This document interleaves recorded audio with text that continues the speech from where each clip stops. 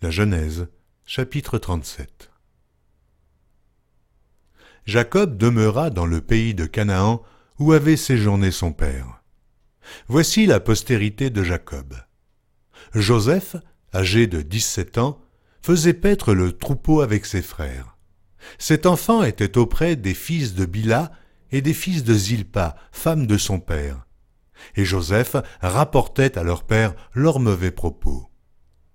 Israël aimait Joseph plus que tous ses autres fils, parce qu'il l'avait eu dans sa vieillesse, et il lui fit une tunique de plusieurs couleurs. Ses frères virent que leur père l'aimait plus que tous, et ils le prirent en haine. Ils ne pouvaient lui parler avec amitié. Joseph eut un songe, et il le raconta à ses frères qui le haïrent encore davantage. Il leur dit « Écoutez donc ce songe que j'ai eu. Nous étions à lier des gerbes au milieu des champs, et voici, ma gerbe se leva et se tint debout, et vos gerbes l'entourèrent et se prosternèrent devant elle. » Ses frères lui dirent, « Est-ce que tu régneras sur nous? Est-ce que tu nous gouverneras ?»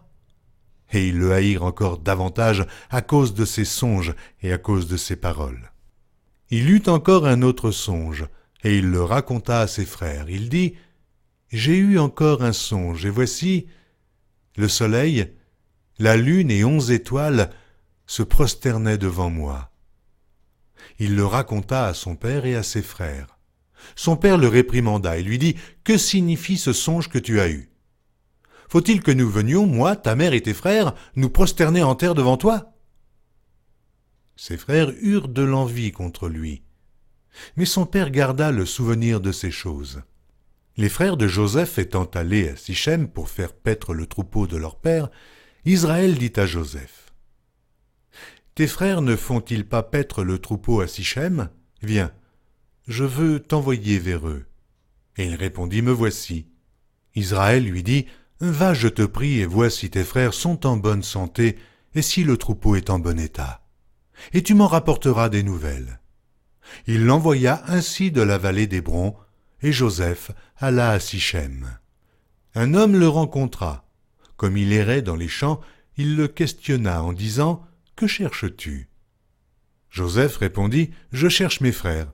Dis-moi, je te prie, où ils font paître leurs troupeaux. » Et l'homme dit « Ils sont partis d'ici, car je les ai entendus dire « Allons à Dothan. » Joseph alla après ses frères, et il les trouva à Dothan. Ils le virent de loin, et, avant qu'il fût près d'eux, ils complotèrent de le faire mourir. Ils se dirent l'un à l'autre, « Voici le faiseur de songes qui arrive. Venez maintenant, tuons-le, et jetons-le dans une des citernes. Nous dirons qu'une bête féroce l'a dévoré, et nous verrons ce que deviendront ces songes. » Ruben entendit cela, et il le délivra de leurs mains. Il dit, « Ne lui ôtons pas la vie. » Ruben leur dit, « Ne répandez point de sang. Jetez-le dans cette citerne qui est au désert, et ne mettez pas la main sur lui. » Il avait dessein de le délivrer de leurs mains pour le faire retourner vers son père. Lorsque Joseph fut arrivé auprès de ses frères, ils le dépouillèrent de sa tunique, de la tunique de plusieurs couleurs qu'il avait sur lui. Ils le prirent et le jetèrent dans la citerne. Cette citerne était vide. Il n'y avait point d'eau. Ils s'assirent ensuite pour manger. Ayant levé les yeux, ils virent une caravane d'Ismaélites venant de Galaad. Leurs chameaux étaient chargés d'aromates, de baume et de myrrhe, qu'ils transportaient en Égypte. Alors Juda dit à ses frères, « Que gagnerons-nous à tuer notre frère et à cacher son sang? Venez, vendons-le aux Ismaélites et ne mettons pas la main sur lui, car il est notre frère, notre chair. » Et ses frères l'écoutèrent. Au passage des marchands madianites, ils tirèrent et firent remonter Joseph hors de la citerne. Et ils le vendirent pour 20 sicles d'argent aux Ismaélites, qui l'emmenèrent en Égypte. Ruben revint à la citerne, et voici, Joseph n'était plus dans la citerne. Il déchira ses vêtements, retourna vers ses frères et dit, « L'enfant n'y est plus, et moi, où irai-je » Ils prirent alors la tunique de Joseph et, ayant tué un bouc, Ils plongèrent la tunique dans le sang. Ils envoyèrent à leur père la tunique de plusieurs couleurs en lui faisant dire « Voici ce que nous avons trouvé.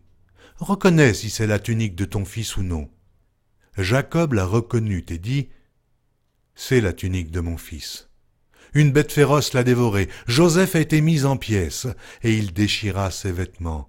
Il mit un sac sur ses reins, et il porta longtemps le deuil de son fils. Tous ses fils et toutes ses filles vinrent pour le consoler, mais il ne voulut recevoir aucune consolation. Il disait « C'est en pleurant que je descendrai vers mon fils au séjour des morts. » Et il pleurait son fils.